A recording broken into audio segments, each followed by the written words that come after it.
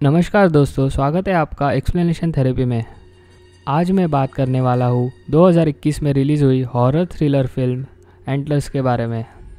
इस फिल्म को डायरेक्ट किया है स्कॉट कूपर ने और IMDb पे इसकी रेटिंग 6.3 है। इस वीडियो में मैं मूवी में दिखाए गए क्रीचर वेंडिगो के बारे में भी बात करूँगा, तो वीडियो को लास्ट तक ज़रूर देखना। तो अब बिना वक्त गवाए बढ़ते एक्सप्लेनेशन की तरफ। फिल्म की शुरुआत होती है ओरेगॉन के एक आइसोलेटेड टाउन में, जहां एडन अपने डैड फ्रैंक का इंतज़ार करता है।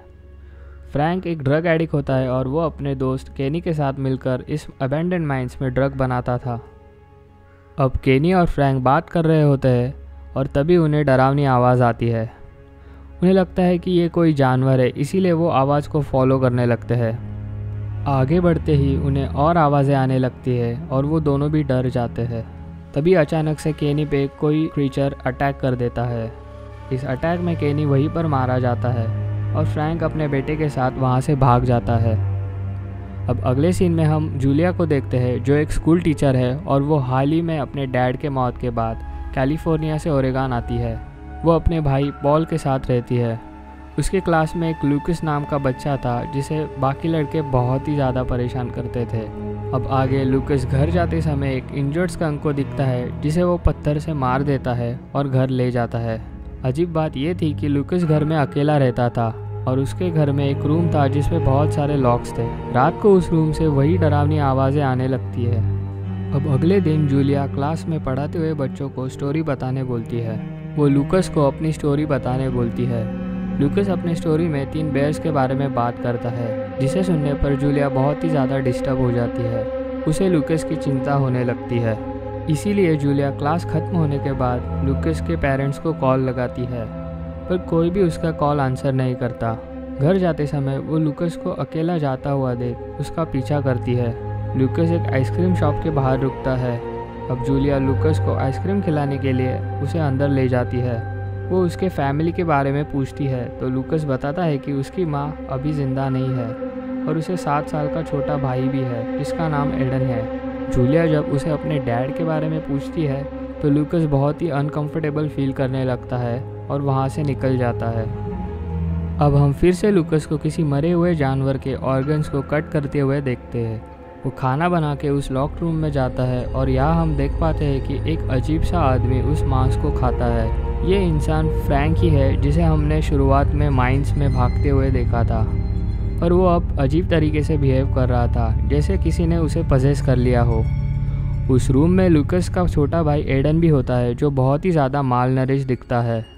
अब अगले सीन में जूलिया को पियानो बजाते हुए फ्लैशबैक में जाते हुए देखते हैं। जूलिया के साथ बचपन में बहुत बुरा हुआ था। जूलिया के डैड उसे बचपन में सेक्सुअली अब्यूज़ करते थे और इसीलिए जूलिया बचपन में ही घर छोड़कर भागी थी। तभी पॉल के आने से वो डर जाती है।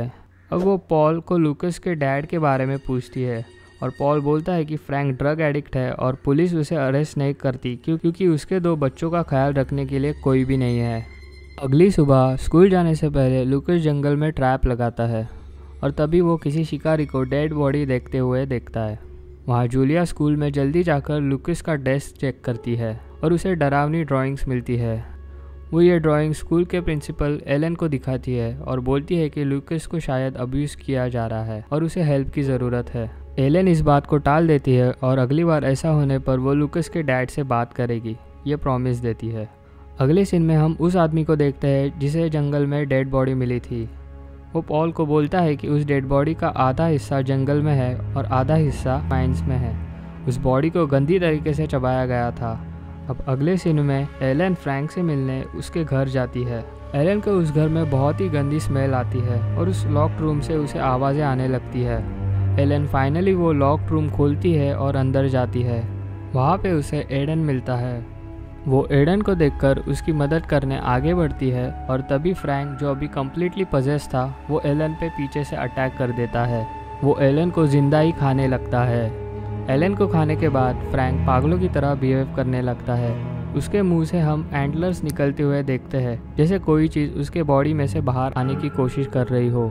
अब अगले सीन में लूकस घर लौटते वक्त क्लिंट उसका रास्ता रोकता है और उसे परेशान करने लगता है। तभी वहाँ पे एंटलर्स वाला क्रीचर आके क्लिंट को खाने लगता है। लूकस वहाँ से डर के मारे भाग जाता है। घर पहुंचने पर लूकस को एलन की डेड बॉडी मिलती है और वो इस बात को छुपाने के लिए ब्लड स्टेन्स रिमूव करने लगता है और एलन की गाड़ी भी छुपा देता है। अब पॉल जूलिया को एलन के मिसिंग होने के बारे में बताता है। जूलिया बताती है कि उसने आज ही एलन के साथ लूकस के पेरेंट के साथ मीटिंग करने की बात की थी और हो सकता है कि एलन उसी लिए लूकस के घर गई होगी। पॉल अब अपने दोस्त को साथ लेकर लूकस के घर इंक्वायरी करने जाता है, पर लूकस डोर ओपन नहीं करता, इसीलिए उन्हें लगता है कि घर पे कोई भी नहीं है। अगले दिन जूलिया को एलन की कार मिलती है और वो पुलिस को बताती है। घर सर्च करने के बाद उन्हें एलन की डेड बॉडी मिलती है। उसी के साथ उन्हें और एक डेड बॉडी मिलती है जिसे देखकर लगता है कि उस बॉडी के अंदर ब्लास्ट हुआ है। वो बॉडी अंदर से पूरी तरीके से जल गई थी और ये बॉडी फॉरेंसिक्स को दी जाती है। लूकस को अब हॉस्पिटल में एडमिट करते हैं और उसके मालनरिश होने की वजह से डॉक्टर उसे रेस्ट करने बोलते हैं। अब हॉस्पिटल्स में लूकस के फ्लैशबैक्स दिखाए जाते हैं जिसमें हम देखते हैं कि उस दिन माइंस वाले इंसिडेंट के बाद फ्रैंक और एडन घर लौटते हैं और फ्रैंक बहुत बीमार हो जाता है। वो मांस खाने लगता है। वो अपने आप को कंट्रोल नहीं कर पाता और उसे हमेशा मांस चाहिए होता है, इसीलिए वो अपने आप को एक रूम में बंद कर देता है और उस पर बहुत सारे लॉक्स लगाता है। अब कुछ दिन बाद एडन भी बीमार पड़ जाता है और फ्रैंक उसे भी अपने साथ उस रूम में लॉक कर देता है। इसीलिए लूकस जानवरों को मार के उनका मांस फ्रैंक को देता था, क्योंकि उसको लगता था कि फ्रैंक और एडन बीमार हो गए हैं, बट एक्चुअली वो एंटलर्स वाले उस क्रीचर से पजेस्ड थे। अगले दिन पॉल और जूलिया वॉरेन स्टोक से मिलते हैं और वो उन्हें वेंडिगो के बारे में बताता है। वेंडिगो एक ऐसा क्रीचर है जो इंसान को खाता है। नेटिव अमेरिकन्स मानते थे कि बहुत सालों पहले जब बहुत ठंड पड़ गई थी तब इंसान के पास खाने के लिए कुछ भी नहीं था। तब एक शिकारी ने भूख मिटाने के लिए दूसरे इंसान को खाना शुरू किया। कैनिबलिज्म के कारण वो शिकारी पागल हो गया और एक ऐसे स्पिरिट में बदल गया जो कई रूप ले सकता था। वेंडिगो सिर्फ मांस खाता है और उसकी भूख कभी भी नहीं मिटती। वो जितना ज़्यादा खाता था उतनी ही ज़्यादा उसकी भूख बढ़ती थी और उतना ही ज़्यादा वो वीक होता था। वेंडिगो को तुम सिर्फ उस वीक हालत में ही मार सकते हो, उसके लिए तुम्हें उसका हार्ट बॉडी से बाहर निकलना पड़ेगा। इस बात को सुनकर पॉल विश्वास नहीं करता और इसे सिर्फ एक मिथ मानता है। अगले दिन लूकस को डिस्चार्ज मिल जाता है और जूलिया उसे अपने घर ले जाती है। दोनों बात करने लगते हैं और जूलिया बताती है कि फ्रैंक मर चुका है। तब लूकस बोलता है कि उसके डैड मरे नहीं है, वो सिर्फ चेंज हुए हैं और वो एडन के साथ है। अगर वो उन्हें मांस खिलाएगा तो वो फिर से ठीक हो जाएंगे। तभी किसी बच्चे की चिल्लाने की आवाज़ आ जाती है और डैनियल उसे चेक करने जाता है। उसे शेड से कुछ आवाज़ आने लगती है और वो पॉल को रेडियो पे बताता है कि शेड में कुछ है। शेड में उसे एडन मिलता है और तभी वेंडिगो उसे मार देता है। ये आवाज़ सुन के जूलिया और लूकस घर में छुप जाते हैं। अब थोड़ी देर बाद पॉल आता है और शेड में उसे डैन पड़ा हुआ मिलता है। वो उसे चेक करने जाता है और उस पर भी वेंडिगो पीछे से अटैक कर देता है। इस अटैक में पॉल बहुत ही बुरी तरीके से इंजर्ड हो जाता है। अब पॉल की गाड़ी देखकर जूलिया बाहर आती है और पॉल की मदद करती है। वो बोलती है कि वेंडिगो लूकस को माइंस में लेके गया है और वो उसे बचाने जाने वाली है। पॉल भी उसके साथ आने की मांग करता है।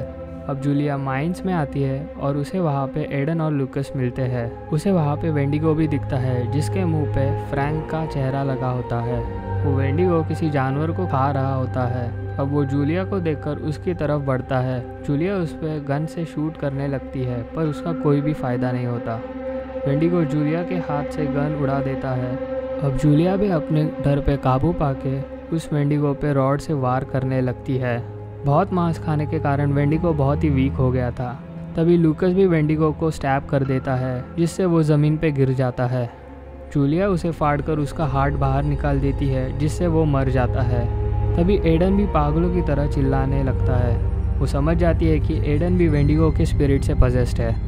वो उसे भी मारने आगे बढ़ती है पर लूकस उसे रोकता है और बोलता है कि वो सिर्फ बीमार है और कुछ दिनों बाद ठीक हो जाएगा। जूलिया उसे समझाती है कि एडन अब ठीक नहीं हो सकता और फ्रैंक की तरह वो भी वेंडिगो में ट्रांसफॉर्म हो जाएगा, उसे मारना ही सही होगा। ये बोलकर जूलिया एडन को भी मार देती है। अब कुछ दिन बाद हम पॉल और जूलिया को बात करते हुए देखते हैं। पॉल पूछता है कि लूकस के साथ क्या करना है, जिस पर जूलिया उसे बोलती है कि वो लूकस को अपने पास ही रखेगी। वो लूकस को लेके आगे बढ़ती है और हम पॉल को जोर से खांसते हुए देखते हैं। पॉल के आंखों से और मुंह से खून आने लगता है, ठीक फ्रैंक की तरह, जिसका मतलब है कि पॉल भी वेंडिगो के स्पिरिट से पजेस्ड हो चुका था। और यहीं पे मूवी ख़त्म। हो सकता है कि इसी एंडिंग को कंटिन्यू करते हुए हमें एंटलर्स का और एक सीक्वल देखने मिले। दोस्तों, अगर आपको मेरा ये वीडियो ज़रा भी पसंद आया हो तो प्लीज़ लाइक और सब्सक्राइब करना मत भूलिएगा। Thanks for watching explanation therapy.